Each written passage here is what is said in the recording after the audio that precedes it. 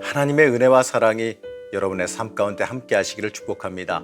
오늘 함께 보실 하나님의 말씀은 욥기 27장 8절에서 10절 말씀입니다. 불경건한 자가 이익을 얻었으나 하나님이 그의 영혼을 거두실 때에는 무슨 희망이 있으랴. 환난이 그에게 닥칠 때에 하나님이 어찌 그의 부르짖음을 들으시랴. 그가 어찌 전능자를 기뻐하겠느냐. 항상 하나님께 부르짖겠느냐. 오늘도 함께 하시는 우리 성도님들을 축복합니다. 오늘 말씀은 이 세 친구와의 그 논쟁을 마무리하는 욥의 발언이 등장합니다. 이 세 친구를 향해 말하는 그 욥의 말은 두 가지의 내용을 가집니다. 바로 자기는 죽기까지 자기의 결백을 굽히지 않겠다라는 그 맹세와 자기를 괴롭히는 원수들은 대가를 치르고 말 것이라고 하는 저주입니다. 어찌 보게 되면 이 원치 않는 고난 가운데 이 친구들의 편협하고 비정한 그 질책에 시달려야 됐던 그 욥의 심정을 잘 보여주고 있습니다. 그리고 이 점진적으로 성숙되어져 가는 그 욥의 신앙적 성숙 과정도 함께 볼 수가 있습니다. 이 내용을 보면 먼저 욥은요, 자신의 의와 순전함을 절대로 놓지 않겠다라는 신앙적인 의지를 맹세로 표현합니다. 그리고 이 불의한 적대자들을 저주하면서 이 그들의 잘못된 주장에 굽히지 않겠다라고 한 의지를 보여줍니다. 이 전반부의 말씀을 보게 되면 욥 자신의 의에 대해서 진술합니다. 한마디로요, 이 자신의 무죄함을 증거하며 행하는 맹세입니다. 2절에서 6절 말씀을 보면 이렇게 말씀합니다. 내가 살아계신 하나님 앞에서 맹세한다.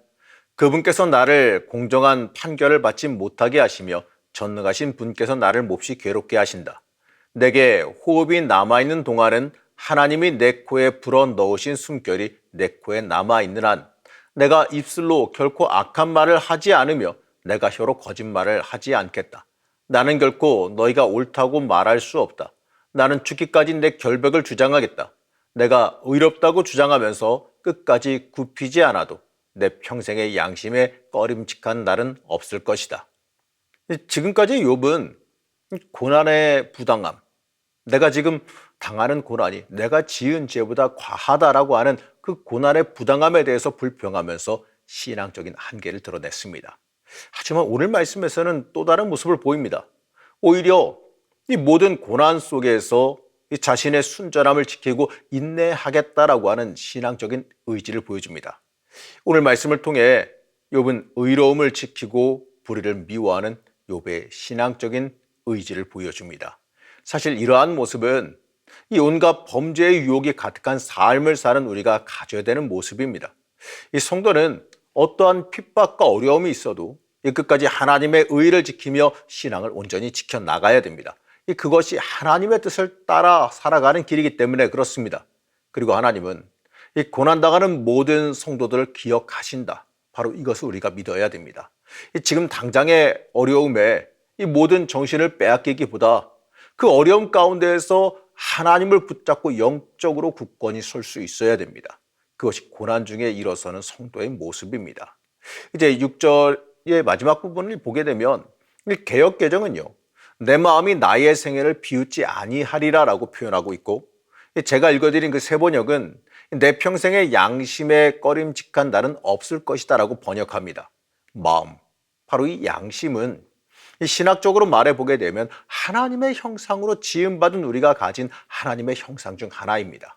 이 하나님께서 주신 그 선의 은총의 은혜를 알 수 있게 해주는 통로가 양심과 이성이에요. 그걸 통해 하나님을 인식하게 해주고 우리가 하나님의 길을 따라갈 수 있게 만들어줍니다. 욥은 자신의 양심에 꺼리지 않는다는 그 표현을 통해 자신이 행하는 맹세가 하나님의 기준을 따르고 있음을 드러냅니다. 바로 자신이 옳다고 주장하는 그 근거와 기준이 하나님의 기준이란 뜻이에요. 자, 이것을 보면서요, 우리도 생각해 봐야 될 것은 내 삶을 하나님의 기준에 따라 살고 있다고 고백할 수 있는지 우리 스스로 물어봐야 됩니다. 내가 하나님의 기준에 따라 살아가려고 애쓰고 있는지, 하나님께서 주신 영적인 양심에 꺼리지 않고 살아가고 있는지 한번 생각해 봐야 됩니다. 우리는 이 땅을 하나님의 사람으로 살아가면서 하나님께서 주신 영적인 양심에 따라 살아가고 있는지 돌이켜볼 필요가 있습니다. 13절부터는 욥은 자신의 고난에 대해 이 단순히 죄의 결과로만 해석하는 새 친구들의 그 인과응보론의 오류를 지적합니다. 욥은 이 악인들이 일시적으로는 형통하는 듯하나 결국에는 멸망하고 만다라는 논리를 전개합니다. 얼핏 들으면 이 새 친구의 그 논리, 새 친구의 논리와 좀 비슷해 보이죠. 하지만 새 친구들의 주장과는 질적으로 다르다는 걸 볼 수 있습니다. 욥은 이 땅에서의 그 모든 고통과 고난의 원인이 죄에 있다고 해석하던 새 친구의 오류를 고발합니다. 이 새 친구들의 그 인과응보적 논리는 이 땅에서 실제적으로 보여지는 악인들의 형통함과 악인들의 고난받음을 해석할 수가 없어요. 욥은 여기에 대해서요, 악인들의 심판받음이 하나님의 주권적인 섭리에 의해 이 땅에서 잠시 지체될 수는 있으나 이 최종적으로는 반드시 이루어질 것이다, 바로 이것을 믿고 있습니다.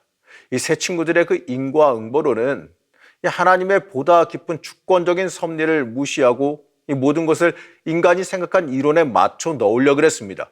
이것은 이 편협한 인간의 생각으로서 하나님의 섭리를 말하는 것에 불과한 거예요. 사실 하나님의 섭리를 우리가 알 수 있을까요? 하나님의 섭리를 인간이란 우리의 그릇으로 다 담아내고 바라보고 판단할 수 있을까요? 하나님께서 우리를 이끌어 가시고 만들어 가신 그 과정, 우리가 알 수가 없습니다. 어떠한 과정을 거칠지 우리는 몰라요. 그 과정이 고난이 될 수도 있고 평안이 될 수도 있습니다. 즐거움일 수도 있고 괴로움일 수도 있어요. 모든 사람마다 다 똑같이 적용될 수도 없는 일입니다. 하지만 중요한 건 말이죠, 하나님께서 결국은 하나님의 의인들을 잊지 않고 기억하고 계신다는 사실입니다. 그리고 계속해서 하나님의 자녀들을 붙잡고 계신다는 걸 믿어야 됩니다. 그것뿐만 아니라 악인들의 악행도 잊지 않고 기억하고 계시지요. 그렇기 때문에 당장은 이해가 가지 아니하더라도, 당장은 힘들고 어려울지라도 하나님께서 나를 버려두신 것처럼 때때로 보일지라도 하나님을 향한 소망을 잃지 말고 끝까지 하나님 붙잡고 하나님 앞에 신실하게 서 있을 수 있어야 합니다. 사랑하는 성도 여러분, 하나님께서 우리에게 원하시는 것은 변함없는 믿음입니다. 상황에 흔들리는 믿음이 아니라 상황과 상관없는 그 믿음, 하나님이 가장 중요시되는 믿음을 원하십니다. 이 궁극적으로 악인을 벌하시며 의인을 기억하시는 하나님을 붙잡고 하루하루의 삶 속에서 하나님께 충성하며 살아가시길 바랍니다. 한 걸음 한 걸음 신실하게 인생길을 걷다 보면 결국에는요, 우리가 가야 할 자리, 있어야 될 그 자리, 거기에 서게 됩니다. 우리는 나를 위한 길을 걸어갈 것이 아니라 하나님께서 원하시는 길, 하나님께서 인도하시는 길을 따라야 됩니다. 하나님의 계획 위에 올라설 수 있어야 됩니다. 지금 당장은 힘들지라도요, 하나님과 함께 동행하시며 이끄시는, 나와 함께 하시며 동행하며 이끄시는 그 주님의 은혜를 우리가 의지하며 오늘 하루도 승리하는 삶을 살아갈 수 있어야 됩니다. 잊지 마시기 바랍니다. 하나님은 나와 동행하십니다. 그리고 내 인생 가운데 은혜를 베푸시고 내 인생 가운데 승리를 예비하고 계십니다. 그 승리를 붙잡고 살아가시는 주의 자녀 되시기를 시간 간절히 축복합니다. 하나님, 놀랍고 크신 하나님의 역사를 우리는 알 수 없습니다. 하나님께서 왜 이렇게 우리를 이끌어 가시는지, 하나님의 섭리가 무엇인지, 하나님께서 원하시는 것이 무엇인지 때때로 모를 때가 너무나도 많습니다. 하지만 하나님께서는 나를 잊지 않으시고 나를 붙잡고 계심을 믿습니다. 당장은 어려워도 하나님께서 나를 붙잡고 가고 계심을, 하나님의 과정 위에 내가 있음을 믿습니다.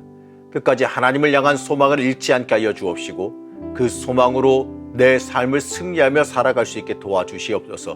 오늘 하루의 삶이 한 걸음 한 걸음 이 주님을 향해 걸어가는 발걸음이 되게 하시기를 원하오며 거룩하신 예수님의 이름으로 간절히 기도드렸습니다. 아멘.